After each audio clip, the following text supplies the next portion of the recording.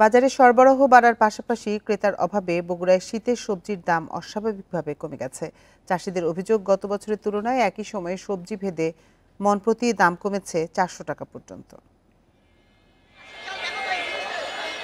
বগুড়ায় উত্তরাঞ্চলের অন্যতম বড় সবজি বাজার মহাস্থান হাট। এই হাটে সবজি আসে পাশের জেলা জয়পুরহাট ও গাইবান্ধার বিভিন্ন এলাকা থেকে।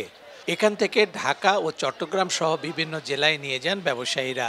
কিন্তু ক্রেতা না থাকায় গত এক সপ্তাহে দাম কমেছে সব ধরনের সবজির। 1 ঘন্টা আগে আসছি, এখন পর্যন্ত দামই করছে না, কোনো ক্রেতাই দেখছি না। টমেটো গত সপ্তাহে ছিল 60 টাকা, এই সপ্তাহে টমেটো কেজিকে 20 টাকা কমে গেছে আর কি বাজার। ফুলকপি 50 থেকে 60 টাকা মন, বাঁধাকপি 100 টাকা মন। টমেটো সহ অন্যান্য সবজির দাম প্রতিদিনই কমছে, অভিযোগ চাষিদের। এখন 50 টাকা মন বলতেছে, তাহলে আর লোক নাই। জমিতে এখনো 50 মন পরে আছে, যদি না কাটতে পারি মরিচ লাগাতে পারবো না। বগুড়ায় এবার ফলন ধরা হয়েছিল সবজি ভেদে বিঘায় 82 মন থেকে 85 মন। উৎপাদন হয়েছে 90 থেকে 92 মন পর্যন্ত। এই জন্য দাম কিছুটা কমেছে বলছেন কৃষি কর্মকর্তারা। নভেম্বর ডিসেম্বর সবজির পিক পিরিয়ড আর কি, এই সময় সচরাচর শীতকালীন সবজিগুলো উৎপাদন হয়ে থাকে। একসাথে যখন প্রচুর সবজি বাজারে আসে, স্বভাবতই একটু দাম কমে যায়। তো যেহেতু এবার আবহাওয়া ভালো, ফলন ভালো হয়েছে, এই জন্য কৃষকের এটা পোষায় যাবে। বগুড়ায় এবার শীতের সবজির আবাদ হয়েছে অন্তত 1 লাখ বিঘা জমিতে। Hasibur Rahman, independent news, Mahasthan, Bogura. সবজির বাজার নিয়ে বিস্তারিত জানাতে বগুড়া থেকে আমাদের সাথে যোগ দিচ্ছেন সহকর্মী জজিফ হোসেন। জজিফ, আমরা প্রতিবেদনে যেমনটি দেখছিলাম, আসলে বাজারের পরিস্থিতি কেমন দেখছেন আপনি?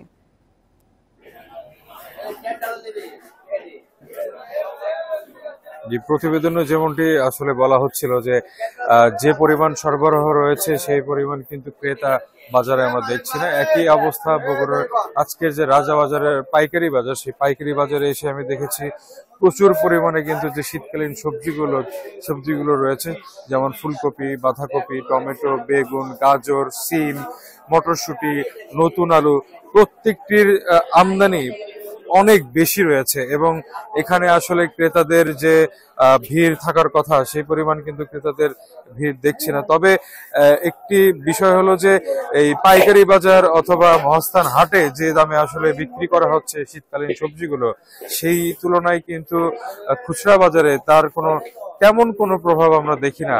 আপনাকে একটু কয়েকটা সবজির যদি আমি দাম বলি, যেমন ফুলকপি এখানে বিক্রি হচ্ছে প্রায় প্রতি কেজি এখানে 10 থেকে 12 টাকা কেজিতে, কিন্তু খুচরা বাজারে সেটি কিন্তু বিক্রি হচ্ছে অন্তত 30 থেকে 40 টাকা পর্যন্ত। এছাড়া টমেটো যেটি আজকের বাজারে বিক্রি হচ্ছে 60 টাকা কেজি, সেই টমেটো কিন্তু খুচরা বাজারে আপনি 100 টাকায় বিক্রি করা হয়। এবং নতুন আলু 40 টাকা এখানে বিক্রি করা হচ্ছে।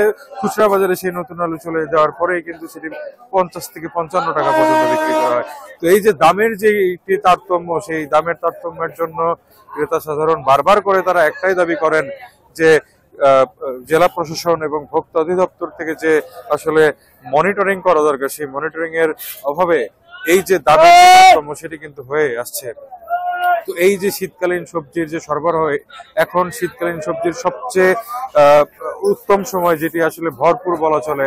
এখানে প্রত্যেকটি ব্যবসায়ীরা তাদের শাকসবজি নিয়ে এসেছেন, কিন্তু সেই শাকসবজির সঠিক মূল্য পাচ্ছেন কিনা কৃষকরা, এটি কিন্তু শঙ্কার রয়ে গেছে। এবং কৃষকরা বলছেন যে আসলে তাদের যে চাষাবাদে যে খরচ হয়েছে, সেই খরচের টাকা কিন্তু এখন তারা তুলতে হিমশিম খাচ্ছেন। কিন্তু আবার ব্যবসায়ীরাই বলছেন যে কয়েকদিন বাদেই এই শীতকালীন সবজি যখন সরবরাহ কিছুটা কমে আসবে, তখন কিন্তু আবারও দামটি বাড়তে শুরু করবে বলে আমাদেরকে জানিয়েছে। তো এই বিষয়গুলো বিবেচনা করে যাতে সব সময় এই শীতকালীন মৌসুম কিংবা অন্যান্য যে বিষয়গুলোকে মাথায় রেখে জেলা প্রশাসন যদি কোনো ধরনের ব্যবস্থা গ্রহণ করে, তাহলে হয়তোবা এই শীতকালীন সবজি শুধুমাত্র 10-15 দিন নয়, হয়তোবা আরো কিছু বেশি দিন এই দামটি কিছুটা হলেও নাগালের মধ্যে রাখা সম্ভব হবে বলে মনে করেন এখানকার যারা ক্রেতা রয়েছেন। তো আমি রাজাবাজারে এই অবস্থা খোঁজ নেওয়ার পরে মহাস্থান হাটেও খোঁজ নিয়েছি। মহাস্থান হাটেও কিন্তু এখানকার যে পাইকারি বাজার, তার থেকে অন্তত 5 থেকে 60 টাকা পর্যন্ত কেজি প্রতি কম। তো এই ছিল বগুড়া থেকে আমার কাছে বাজারের সর্বশেষ পরিস্থিতি। বগুড়া থেকে বাজার পরিস্থিতি নিয়ে জানাচ্ছিলেন সহকর্মী জজিফ হোসেন।